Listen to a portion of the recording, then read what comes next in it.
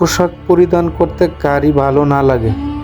আধুনিক এই সভ্যতার যুগে মানুষ হচ্ছে সবচেয়ে সভ্য জাতি, আর এই সভ্যতার পিছনে অন্যান্য জিনিসের পাশাপাশি যার অবদান না বললেই নয়, সেটি হচ্ছে পোশাক পরিধান। পোশাকের ইতিহাস হচ্ছে বহু বছরের পুরনো, আর এই ইতিহাস জানতে হলে আমাদেরকে যেতে হবে আদিম অধিবাসীদের সেই পূর্বের টাইম টেবিলে।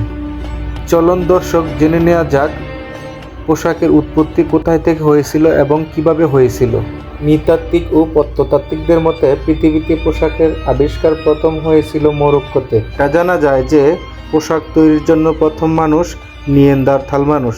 তারা প্রায় পৃথিবীতে 2 লক্ষ বছর বেঁচে ছিলেন। ওই সময়ে পৃথিবীর তাপমাত্রা বৃদ্ধি পায় এবং নাটকীয়ভাবে হ্রাস পায়, যা ইউরোপ ও এশিয়ার উত্তরা অঞ্চলে, যেখানে নিয়েন্ডারথাল মানুষ বসবাস করতেন। তবে লোকেরা কখন পোশাক পরিধান করা শুরু করেছিল তা নিশ্চিত নয়। তবে বিজ্ঞানীরা অনুমান করে যে এটি প্রায় 1 থেকে 5 লক্ষ বছর আগে কোথাও ছিল। প্রথমত জামা কাপড় প্রাকৃতিক উপাদান থেকে তৈরি করা হয়েছিল।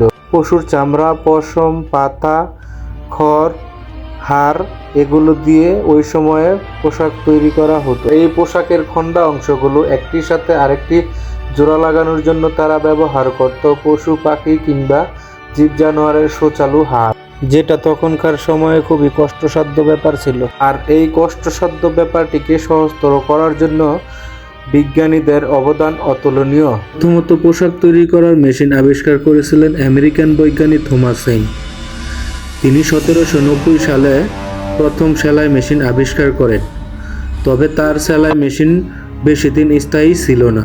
তার সেলাই মেশিনটি চালানো হতো হাত দিয়ে, যা হাত দিয়ে চালানো খুবই কষ্টসাধ্য ছিল এবং কিছুক্ষণ পর পর সুইগুলো ভেঙে যেত, যার কারণে তার আবিষ্কার বেশি দিন স্থায়ী ছিল না।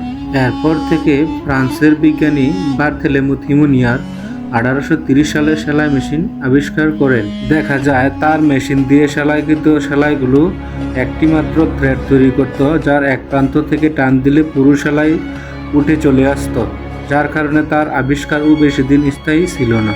বার্থেলেমু থিমোনিয়ারের পর একজন আমেরিকান মেকানিক্যাল ইঞ্জিনিয়ার 1844 সালে সুইং মেশিন আবিষ্কার করে।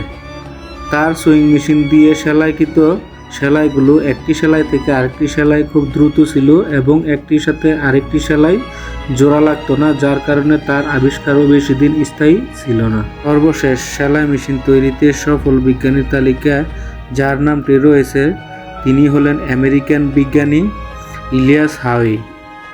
তিনি 1845 সালে সেলাই মেশিন আবিষ্কার করেন, যার সূত্র ধরে আমাদের আজকের দিনের এই উন্নত মানের সকল ধরনের সেলাই মেশিন তৈরি করা হয় এবং আমরা আমাদের দৈনন্দিন জীবনের যত ধরনের নতুন নতুন পোশাক তৈরি করি তা এই ধরনের মেশিন দ্বারাই সেলাই করা হয়, আর আমরা এগুলো পরিধান করে থাকি, যার ওপর ভিত্তি করে আরও নতুন নতুন জামা কাপড়ের আবির্ভাব হচ্ছে এবং আমরা আজকের এই দিনে সকল ধরনের উন্নত মানের পোশাকগুলো পরিধান করতে পারতেছি।